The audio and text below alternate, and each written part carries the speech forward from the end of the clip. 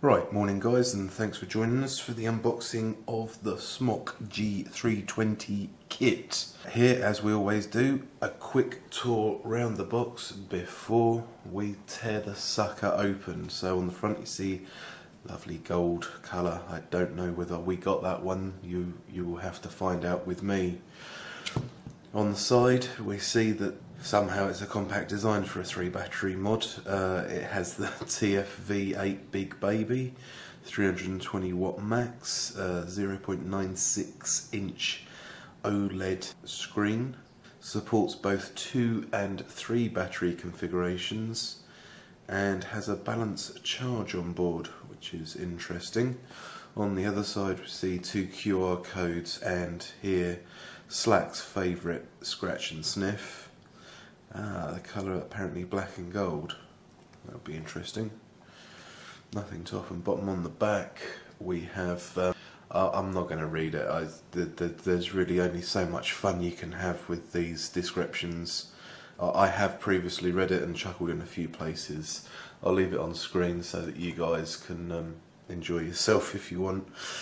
Further down we see the kit includes the G320 mod, the TFV8 Big Baby tank, 1 V8 Baby X4 oh fucking hell, the naming of these bloody coils is ridiculous. So 1015 ohm quadruple coil is installed, and they also include a T6 0.2 ohm sextuple coil. Felt the need there to add emphasis to sextuple coil. A replacement glass tube, user manual and spare parts, legal disclaimers, warnings, and that's probably about it.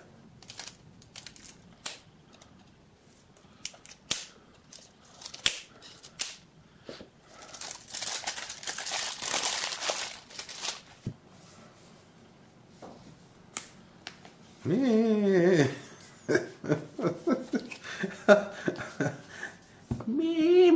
I can't get in the box.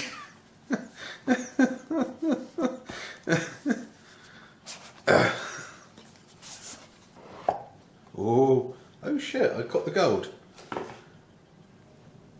Leave a comment down below who else is surprised that I got the gold. I know I'm one. I thought it was going to be black with gold accent. I do hasten to add, at this point in the unboxing, it is first thing in the morning for me. I've been awake for maybe 10 minutes. I haven't even got a whole cup of coffee inside of me. So if I forget anything, I apologise. Wow. We're setting it to one side. We're setting it to one side, and Slack's little tasty treats there. Okay, in the box. In the box. Warranty card, battery safety card, user manual, and the user manual is completely in English. One standard crappy USB. Your spares that they were talking about are all your silicons. So tank silicon, spare, kidney shaped hole refill bit, all the silicons. An abundance of silicon. Ooh, 2 shitty vape bands, Keep on Vaping, and Cloud Beast. The cutbacks at Smok must be really quite substantial. I mean, the vape bands are probably about 1/3 of the size they used to be. Yep, glass is still intact, which is nice. And something that annoys me about Smok is that they don't put these coils in sealed packaging, they just put them directly into the box. Here is the 0.2 ohm sextuple coil. There we go, looking at the top there. Dirty bastard. And on the side it reads 40 to 130 watt, but best is 70 to 90. So, moving over to the mod itself first for a quick tour around it. So, first thing you're going to notice when you start handling your mod is it has a bit of a tactile sort of feel to it. When you first see it, you expect it to be cold and smooth and, you know, bar of goldy sort of thing. But it's not. There's a weird, I'm going to say rubberized, but it's not actually rubber. It just feels like that tactile sort of feel to it. It's really weird. The quality control out of China, I don't know if you guys can see that. There's some scuffing there. And I've also seen scuffing here and here. I mean, that's fresh out the box. So, as always, guys, quality control out of China, not the best. Round the back of the mod, that fucking fire button is, it wraps right the way around. It's brilliant. You're not going to be missing that at all. Up and down buttons. See if Slack can fuck that up, and you know. I don't know which one's up, which one's down. Oh, I'm going to get it in the neck for that one. Down to the battery compartment. It's on a sprung hinge. Locates fairly well. Down the bottom you can see plus and minus. As we're already here, might as well populate. Just chucking in some LGs. Right, let's see how easy this thing goes down. Okay, a bit of a fight to get those in there, but okay, so quickly taking a look at some screen functions here on the Marshal 320. 5 clicks on the go button brings it to life. Version 1.0.16. And welcome to Darth Vader's fucking bathroom. Shit. That's a lot of fucking information. Okay, so pushing down and fire at the same time will take you into what mode you want the battery to fire on, so temperature, memory, wattage.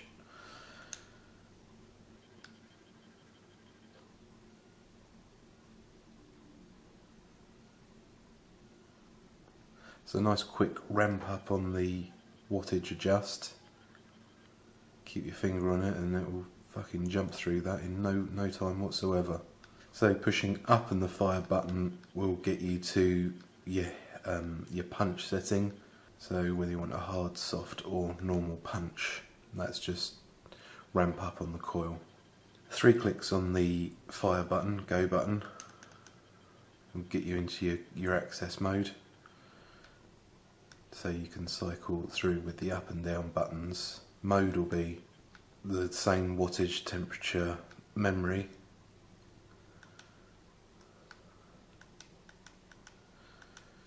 That being said, quickly pressing the fire button will cycle you through instead of using the up and down.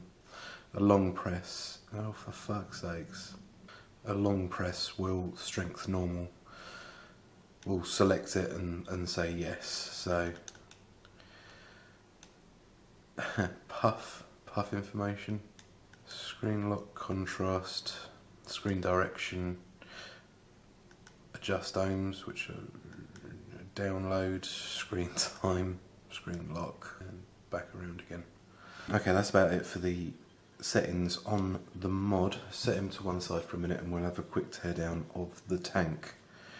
Looking at the 510 first on the bottom, it's actually got a really good fucking protrusion there. It's about 2 or 3 mil past the 510 thread. Starting at the top, fucking hell, very Delrin-y feeling drip tip, twin O-rings on the bottom of it where it secures into the top of the tank. Tapered inside, but quite a large bore at the bottom there, which looks good. As with all TFVs, the top of the tank swivels to open. There we see the top of our silicon and kidney fill hole. The action on the top of the tank though is quite stiff. I'm sure that will wear in. Silicone seal at the top of the tank, silicone seal to the top of the chimney inside. Glass off. Fuck me. Oh, there we go. Fucking hell, they didn't want that to come out at all. Right, there's the bottom of our tank with the airflow adjust. The coil though is that 0.15 ohm quadruple coil. I'll give this stuff a quick clean out and then we'll be back and put it all together and show you a juice up. Okay, so the tank has now been cleaned out, back again in all its constituent parts. Putting it back together. For those out there, in actual fact, I have been sort of questioned a few times on, you know, why we feel the need to clean our tanks before we start using them. Two things. Go back in our video history, have a look at the X-Cube 2. Was it the X-Cube 2? It was either the X-Cube 2 or, yeah, it was the X-Cube 2 that came with the TF-V8.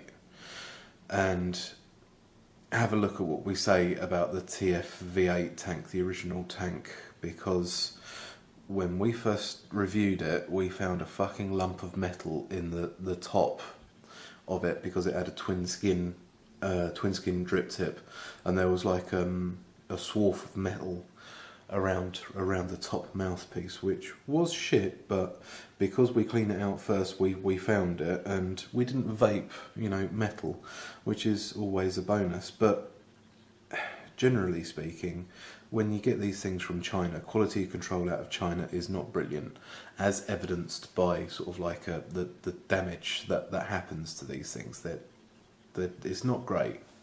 And if you think that sort of damage can happen to the battery itself, this is something that you're going to be putting juice in, and you're going to be, you know, inhaling into your lungs, into yourself. You want to make sure that whatever's going into you is as clean as possible. That, and it's just nice to start out with a nice fresh new tank, you know. What was the other thing I had to say?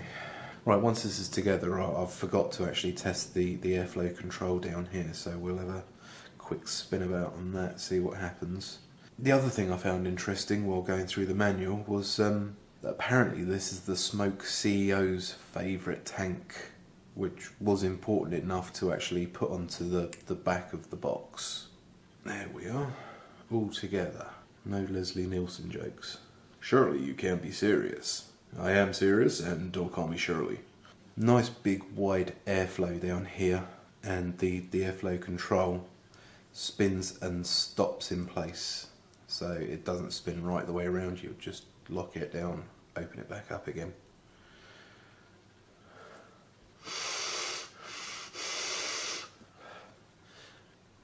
Airflow on that is actually slightly more restrictive than I expected it to be. Be interesting to see how that one plays out. Now that I've got the tank back together, I now realise that I need to take out the coil so that I can juice it. Not Tony's special sauce this time.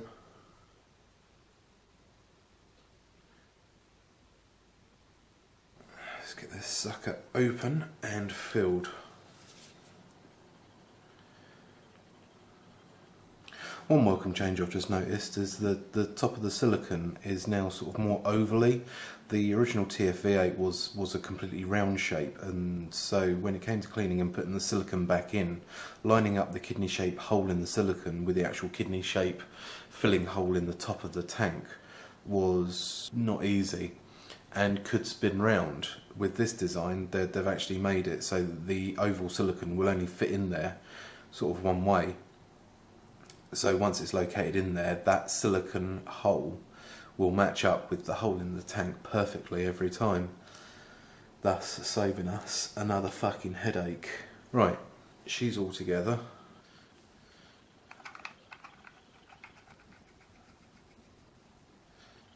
I have absolutely no doubt in my mind that if you take tanks off and keep taking tanks off and putting them back on this mod, the top of that plate will scratch up in no time, because you've got no cup there at all. It's just flat, and with it just being flat, the top of your the bottom of your tank will just be straight onto the top of your mod when you tighten it down, because you don't want to see a lip or anything like that. Why the fuck have I got e-juice over me? Why? So, firing up the mod, we see that it's asking us, is this a new coil? It still says, oh, there we go. New coil. Yes. So, quick press to select yes or no, long press to say yes. Start off about 30. Breaking it in. As always with new coils, you start at a lower wattage to help bed them in before you can whack them up to their proper full wattage. Looking at the finish of the tank and the mod together, the gold on the tank is a different colour because the material used on the tank is different to the material used on the mod. So whether they've actually used the same gold effect or it is actually a wholly different gold effect, I don't know, but this is more of a brassy colour, whereas this is more of a matte goldy finish, if that makes any sense. They don't match to the naked eye, but I would imagine from a distance they'd probably look okay. I'd like to think that Smok, the guys at Smok, have done their best for our matchy OCD-ness.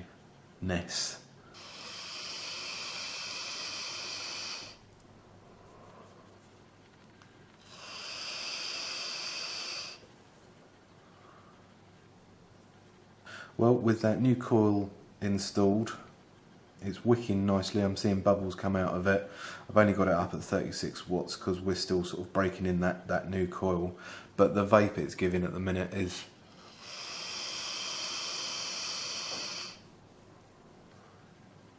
respectable even for 35 watt. Yeah, it says it can do 30 to 70 watt, but it's best around 45 to 60. What we are interested to see though is the longevity of the coil. For our earlier review of the Smok Alien kit, which had the original baby tank, the coils in that were not great.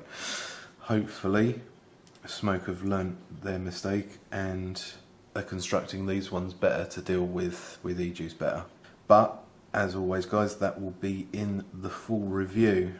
Do keep an eye on the channel for when we upload our full review of the Smok Marshal G320 kit. Okay guys, thanks for joining us for this unboxing of the Smok Marshal G320 kit. Hope you enjoy this new format of uploading unboxings separately.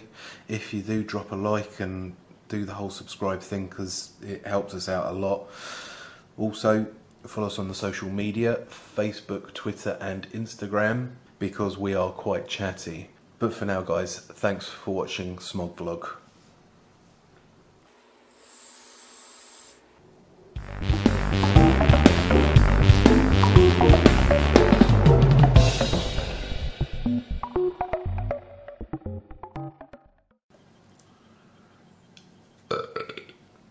Right. It's probably about a good time for the batteries and the camera to die. Come on, you bastard. Oh, fuck you. I'm turning you off. I'm enjoying the show.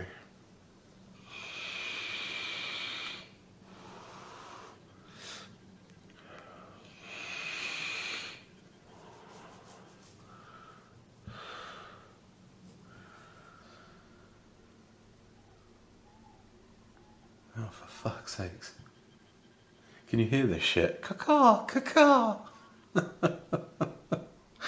That's just what you need for an unboxing video. Oh, fucking bastards. I wonder if people just fucking wait until I'm filming.